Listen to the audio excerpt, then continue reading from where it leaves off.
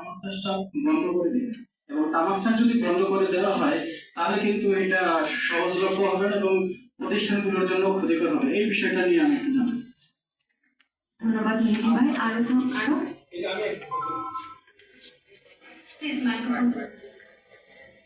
নিরুৎসাহিত করতে নানামুখী আয়োজন দেখি। তো এই আয়োজনগুলোতে যদি নীতিনির্ধারী পর্যায়ের কেউ থাকে, অর্থাৎ মন্ত্রী, সচিব বা এই টাইপের যদি কেউ থাকে, তাহলে হয়তো আপনাদের কথাগুলো তাদের কাছে পৌঁছাবে। এখন আমরা যদি আপনাদের প্রশ্ন করি যে এটা কিভাবে সম্ভব, আপনারা তো নীতি নির্ধারক নয় বা রাষ্ট্রের পরিচালক নয়, সেক্ষেত্রে আপনাদের এই প্রশ্ন করাটা তো আমাদের অনেকটা ঠিক হবে না। তো আমি এটা মনে করছি আরো অনেক সরকারের যে নীতিমালাগুলো এখনো রয়েছে সেগুলো কিন্তু বাস্তবায়ন হয় না। আমরা করতে পারি সামাজিক ভাবে, আর নীতি নির্ধারিত আমরা সরকারকে যদি নীতি নির্ধারণের পর্যায়ে কাউকে নিয়ে আসি তাহলে সেটা কার্যকর হবে বলে আমি মনে করি। ধন্যবাদ।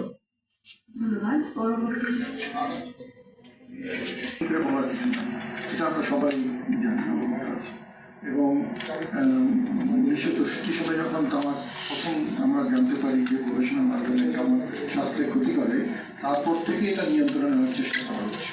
কিন্তু আমরা জানি যে বরঞ্চ এটা ব্যবহার আরও বিস্তৃতি লাভ করেছে তারপরে থেকে, এবং তার পেছনে তামাক কোম্পানিগুলোর বিভিন্ন বিজ্ঞাপন, সেই সাথে বিভিন্ন প্রোডাক্ট সালে যে framework convention of tobacco control যেটা করে সেটাতে বিশ্বের অনেকগুলো দেশ, বেশিরভাগ দেশে আসলে একমত হয়েছে যে তামাককে নিয়ন্ত্রণ করতে হবে, ব্যবহার কমিয়ে আনতে হবে।